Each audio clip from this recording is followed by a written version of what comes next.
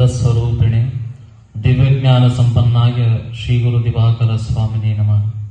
ಎಲ್ಲೆಲ್ಲಿ ಅಡ್ಡಾಡುವುದೆನ್ನ ಮನವು ಅಲ್ಲಲ್ಲಿ ಕಾಣಲೈ ಗುರು ನಿನ್ನತನವು, ಎಲ್ಲಿ ತಲೆಬಾಗಿಸುವೆನಲ್ಲಿ ನಿತ್ಯ ಕಾಣಲೈ ಗುರು ನಿನ್ನ ಪದಕಮಲ ಸತ್ಯ. ಮಾತೆ ಶ್ರೀ ರಾಜರಾಜೇಶ್ವರಿಯಲ್ಲಿ, ಗುರುದೇವ ಶುಕಪ್ರದೀಶನಲ್ಲಿ, ನಾಡಿನ ಸಕಲ ಸಂತ ಮಹಾಂತರಲ್ಲಿ, ವೇದಿಕೆ ಮೇಲೆ ದಿವ್ಯ ಸನ್ನಿಧಾನವನ್ನ ಅಲಂಕರಿಸತಕ್ಕಂಥ ಪರಮ ಪೂಜ್ಯ ಶ್ರೀ ಶ್ರೀ ಸುವೇದಾನಂದಜಿ ಮಹಾರಾಜಿಯವರಲ್ಲಿ, ಮತ್ತು ನನಗೆ ಬಹಳ ಮಾರ್ಗದರ್ಶಕರು, ಪ್ರೀತಿ ಪಾತ್ರರು, ಗೌರವಪೂರ್ಣರಾಗಿರ್ತಕ್ಕಂಥ ಕೊಪ್ಪಳದ ರಾಮಕೃಷ್ಣಾಶ್ರಮದ ಶ್ರೀ ಚೈತನ್ಯಾನಂದಜಿ ಮಹಾರಾಜರಲ್ಲಿ, ಮತ್ತು ತಮಗೆಲ್ಲ ಉಪನ್ಯಾಸವನ್ನು ನೀಡಿ ನಮ್ಮ ಬಾಳಿನ ಕತ್ತಲೆಯನ್ನ ಕಳಿಲಿಕ್ಕೆ ಬಂದಿರತಕ್ಕಂಥ ವೀಣಾ ಅಕ್ಕನವರಲ್ಲಿ, ಮತ್ತು ವೇದಿಕೆ ಮೇಲೆ ಆಸೀನರಾಗಿರ್ತಕ್ಕಂಥ ಎಲ್ಲ ಗಣ್ಯರಲ್ಲಿ, ತಮ್ಮೆಲ್ಲರಲ್ಲಿ ಮೊದಲಿಗೆ ಶರಣು ಶರಣಾರ್ಥಿ. ನಾನು ಇಲ್ಲೇ ಗಿಣಿಗೇರಿಯವನು. ಹೊಸಪೇಟೆ ಅಂತಂದ್ರ ಬರೇ ಮೈನ್ಸ್ ಅಂತ ಕೇಳ್ತಿದ್ದೆ.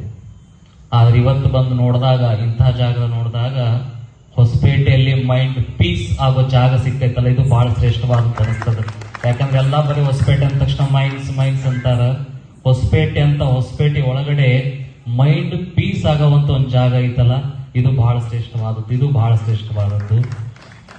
ನಾನಿವತ್ತಿಲ್ಲಿ ಮಾತನಾಡಲಿಕ್ಕೆ ಬಂದವನಲ್ಲ, ಅಕ್ಕನ ಮಾತುಗಳನ್ನ ಕೇಳಲಿಕ್ಕೆ ಬಂದವನು. ದೈವದ ಕೃಪೆಯಿಂದ ಅಪಾತ್ರನಿಗೂ ಸುಪಾತ್ರ ಒದಗಿ ಬರ್ತದ. ಹಾಗಾಗಿ ನನಗೆ ಇವತ್ತಿ ಸುಪಾತ್ರ ಒದಗಿ ಬಂದದ ನನ್ನ ಭಾಗ್ಯ ಅಂತ ಭಾವಿಸ್ತೇನೆ. ಸುಮೇಧಾನಂದಜಿ ಮಹಾರಾಜರ ಗೀತೆಗಳನ್ನ ಮತ್ತು ಅವರ ಕೀರ್ತನೆಗಳನ್ನ ಕೇಳುತ್ತಾ ಆಧ್ಯಾತ್ಮದೆಡೆಗೆ ಸಾಗುವವರು ನಾವೆಲ್ಲ. ಅವರ ಆ ಗೀತೆನ ಕೇಳ್ತಾ ಇದ್ದಾಗ ಬಹಳ ಆನಂದ ಅನಿಸ್ತಿತ್ತು.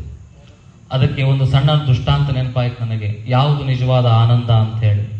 ಒಬ್ಬ ರಾಜನಿಗೆ ಬರೀ ಆನಂದ ಬೇಕಂತಿದ್ದಂತ, ಬಹಳ ಬರೀ ಆನಂದ ಅಂತೇಳಿ. ಒಂದು ದಿನ ಅದಕ್ಕೆ ಏನ್ ಬೇಕೆಲ್ಲ ತಂದ್ಕೊಟ್ರು. ರಾಜ ಅಂದ ತಕ್ಷಣ ಮೇಲೆ ಏನಾವತ್ತು ವೈಡೂರ ತಂದ್ಕೊಟ್ರು. ಸ್ವಲ್ಪ ದಿನ ಹಾಕೊಂಡ, ಇಲ್ಲ ನಂಗೆ ಇನ್ನೂ ಖುಷಿ ಆಗ್ಬೇಕು, ಇನ್ನೂ ಆನಂದ ಬೇಕು ಅಂತ ಬಿಟ್ರು. ರಾಜರ ಅಂದ್ಮೇಲೆ 4-5 ಜನ ಹೆಣ್ಮಕ್ಳು, ಮತ್ತೊಂದು 4-5 ಜನ ಮದುವೆ ಮಾಡಿದ್ರು. ಆವಾಗ ಮತ್ತು ಸ್ವಲ್ಪ ದಿನ ಆಯ್ತು, ಇಲ್ಲ ನಂಗೆ ಇನ್ನೂ ಆನಂದ ಸಿಕ್ಕಿಲ್ಲ, ನನಗೆ ಇನ್ನೂ ಖುಷಿ ಬೇಕಂತ. ಏನ ಇಡೀ ರಾಜ್ಯ ತುಂಬಾ ಹಿಂಗ ಅನ್ಕೊಂತೋದ, ಮಂತ್ರಿಗಂತೂ ನಮ್ಮ ರಾಜ್ಯಕ್ಕೆ ಹುಚ್ಚಿಡ್ದು ಬಿಟ್ಟದ, ಏನ್ ಮಾಡ್ಬೇಕು ಇವಂಗ ಅಂತ ಹೇಳಿ ಎಲ್ಲಾ ಕಡೆ ವೈದ್ಯರ ಹತ್ರ ತೋರಿಸಿದ್ರು. ಏನಾದ್ರೂ ಇದನ್ನ ಖುಷಿ ಆನಂದ ಸಿಗುತ್ತಂತ ಒಂದಿನೂ ಅನ್ನಲಿಲ್ಲ. ಅವತ್ತೊಂದಿನ ಹಿಂಗ್ ಗುರುಗಳು ಬಂದಿದ್ರು, ಕೇಳಿದ್ರು ಅವರು, ಏನು ಇಲ್ಲ ರೀ, ನಮ್ಮ ರಾಜ್ಯನಿಗೆ ಏನು ಹುಚ್ಚಿಡ್ದು ಬಿಟ್ಟದ, ಬರೀ ಆನಂದ ಬೇಕಂತಾನೆ, ಏನು ಕೊಟ್ಟರು ಸಮಾಧಾನ ಇಲ್ಲ ಅಂತಾನ, ಬರೀ ಖುಷಿ ಬೇಕಂತಾನ, ಆದ್ರೆ ನಾವೇನು ಕೊಟ್ಟರು ಮತ್ತು ಸಮಾಧಾನ ಇಲ್ಲ ಅಂತ. ಹೌದಾ, ನಿಮ್ಮ ರಾಜ್ಯನ ರೋಗ ನಾನು ಆರಾಮ್ ಮಾಡ್ತೀನಿ ಅಂದ್ರು. ಅದೊಂದು ಮಾಡಿ ಪುಣ್ಯ ಕಟ್ಕೋರಿ, ನಾವೆಲ್ಲಾ ವೈದ್ಯರಿಗೆ ತೋರಿಸಿದೀವಿ, ಆದ್ರೆ ಯಾರಿಗೂ ಇನ್ನು ಸರಿ ಮಾಡಿಲ್ಲ. ಆಯ್ತು, ಸರಿ ಮಾಡುವುದು ಏನ್ ದೊಡ್ಡಾಗೋದಲ್ಲ. ನಿಮ್ಮ ರಾಜ್ಯದೊಳಗಡೆ ಯಾರು ಆನಂದದಿಂದ ಅದೇನಂತಾರ, ಅವ್ರದೊಂದು ಅಂಗಿ ತಂದು ಬಿಡ್ರಿ, ನಿಮ್ಮ ರಾಜ್ಯನ ರೋಗ ಆರಾಮ್ ಮಾಡ್ತೀನಿ ಅಂದ್ರಂತವ್ರು. ಮಂತ್ರಿಗಳು ಸೈನಿಕರು ಹೊಂಟ್ರು. ಒಬ್ಬ ರಂಗ ಮನೆ ಮುಂದೆ ಕುತ್ಕೊಂಡಿದ್ರು. ಯಜಮಾನ್ರ ಆರಾಮನ್ರಿ ನೀವು?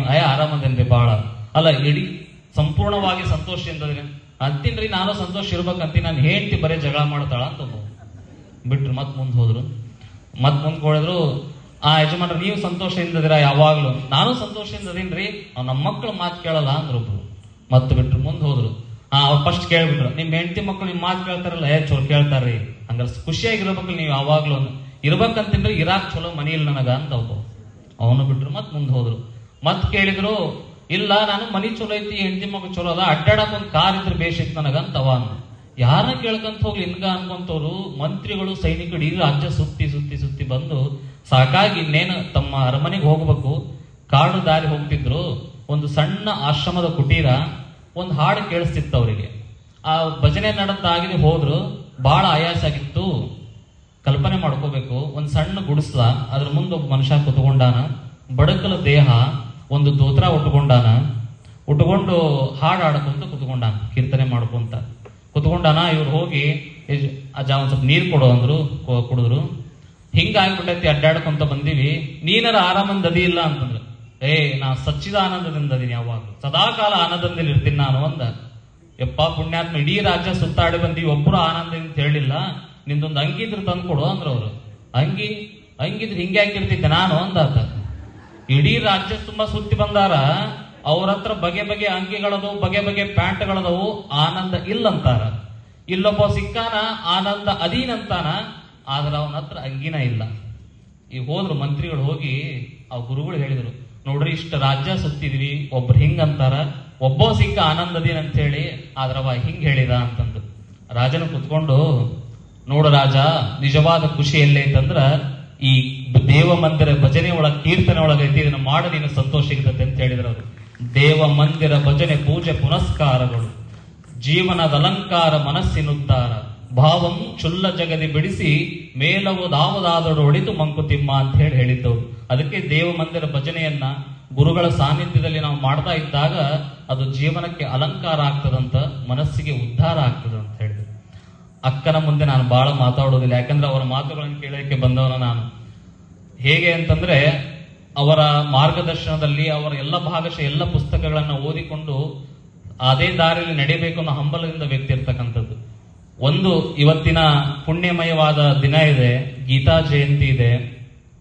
ಗೀತಾ ಜಯಂತಿ ಬಗ್ಗೆ ನನಗೊಂದು ಅನಿಸ್ತದ, ಒಬ್ಬ ಗುರುಗಳು ಹೇಳಿದ್ದು ಮಾತದು, ದಿಕ್ಕೆಟ್ಟ ನರನಿಗೆ ನಾರಾಯಣನು ತೋರಿದ ರಸ್ತೆ ಕರ್ಮಣ್ಣೇ ವಾದಿಕಾ ರಸ್ತೆ ಅಂತ. ದಿಕ್ಕೆಟ್ಟ ನರನಿಗೆ ನಾರಾಯಣನು ತೋರಿದ ರಸ್ತೆ ಕರ್ಮಣ್ಣೇ ವಾದಿಕಾ ರಸ್ತೆ ಅಂತ ಹೇಳಿ ಅಂತ ಉಪದೇಶವನ್ನ ಕೇಳಲಿಕ್ಕೆ ನಾವು ಕುಂತಿದ್ದೇವೆ. ಈ ಭಗವದ್ಗೀತೆ ಯುದ್ಧ ಸನ್ನಿವೇಶ ಮುಗಿದ್ಮೇಲೆ, ಯುದ್ಧ ಎಲ್ಲ ಮುಗಿದ ಮೇಲೆ ಕೃಷ್ಣ ಅರ್ಜುನ ಮಾತಾಡ್ಕೊಂಡು ಕುತ್ಕೊಂಡಿದ್ರು. ಅರ್ಜುನ ಕುತ್ಕೊಂಡಿದ್ದ, ಒಂದು ಪಾರಿವಾಳ ಹಾರುಂಟಿತ್ತು. ಕೃಷ್ಣ ನೋಡದ, ಅರ್ಜುನ ನೋಡಲ್ಲಿ ಹದ್ದ ಹಾರುಂಟೈತಿ ಅಂದ. ಹೌದು ಕೃಷ್ಣ, ಹದ್ದ ಹಾರುಂಟೈತಿ ಅಂತ. ಸ್ವಲ್ಪ ತಡೆದು, ಅಲ್ಲಲ್ಲ ಅದು ಗಿಳಿ ಇರ್ಬೇಕು ನೋಡು ಅಂದ. ಹೌದು ಕೃಷ್ಣ, ಅದು ಗಿಳಿ ಅಂತಂದ ಅರ್ಜುನ. ಮತ್ತ ಮೂರನೇ ಸರಿ, ಇಲ್ಲ ಅದು ಪಾರಿವಾಳ ಆಳ ಅಂತಂದ ಕೃಷ್ಣ. ಹೌದು ಕೃಷ್ಣ, ಅದು ಪಾರಿವಾಳ. ಕೃಷ್ಣಗೆ ಸಿಟ್ಟು ಬಂತು, ಅಲ್ಲ ನಿನಗೆ ಪಾರಿವಾಳ ಅಂತ ಗೊತ್ತಿದ್ರು ಸಹಿತ ನಾನು ಹದ್ದಂದ್ರು ಹೂ ಅಂತೀನಿ, ಗಿಳಿ ಅಂದ್ರು ಹೂ ಅಂತಿಲ್ಲ, ನೀನು ಮಂಗ್ಯ ಮಾಡ್ಬೇಕಂತ ಮಾಡಿ ಏನಂದ ಕೃಷ್ಣ. ಪರಮಾತ್ಮ, ನನ್ನ ಕಣ್ಣಿನ ಮೇಲೆ ನಂಬಿಕೆ ಇಲ್ಲ, ನಿನ್ನ ಮಾತಿನ ಮೇಲೆ ನನ್ನ ನಂಬಿಕೆ ಅದ. ನೀನ್ ಹದ್ದಂದ್ರ ಹದ್ದ ಆಕತಿ, ನೀನ್ ಗಿಳಿ ಅಂದ್ರೆ ಗಿಳಿ ಆಕತಿ, ನೀನ್ ಪಾರಿವಾಳ ಅಂದ್ರೆ ಪಾರಿವಾಳ ಆಕತಿ. ನನ್ನ ಕಣ್ಣಿನ ಮೇಲೆ ನಂಬಿಕೆ ಇಲ್ಲ, ನಿನ್ನ ಮಾತಿನ ಮೇಲೆ ನಂಬಿಕೆ ಇದೆ ಅಂತ ಹೇಳಿದ. ಅಂತ ನಂಬಿಕೆ ನಮಗೆ ಅಕ್ಕನ ಮಾತುಗಳಲ್ಲಿದೆ. ಆ ಮಾತುಗಳೇ ನಾವೆಲ್ಲ ಕಿವಿಯಾಗೋಣ, ಅವರ ಭಾವಕ್ಕೆ ನಾವು ಎದೆಯಾಗೋಣ, ಅವರ ದರ್ಶನಕ್ಕೆ ನಾವು ಕಣ್ಣಾಗೋಣ ಅಂತ ಹೇಳ್ತಾ, ನನ್ನ ಅಲ್ಪನೆಗೆ ಈ ಸಂದರ್ಭವನ್ನು ಒದಗಿಸಿಕೊಟ್ಟಿರ್ತಕ್ಕಂಥ ಪರಮ ಪೂಜ್ಯರಿಗೆ, ಅವರ ಅಡಿದಾವರಿಗೆ ನಾನು ಶರಣೆಂದು ನಮಗೆ ವಿರಾಮ ಕೊಡ್ತೇನೆ. ಎಲ್ಲರಿಗೂ ಒಳ್ಳೆಯದಾಗಲಿ. ಶ್ರೀ ಗುರುದೇವರು. ಬಹಳ ಸೊಗಸಾಗಿ ಸುಂದರವಾದಂಥ ವಿಚಾರಗಳನ್ನು ಹಂಚಿ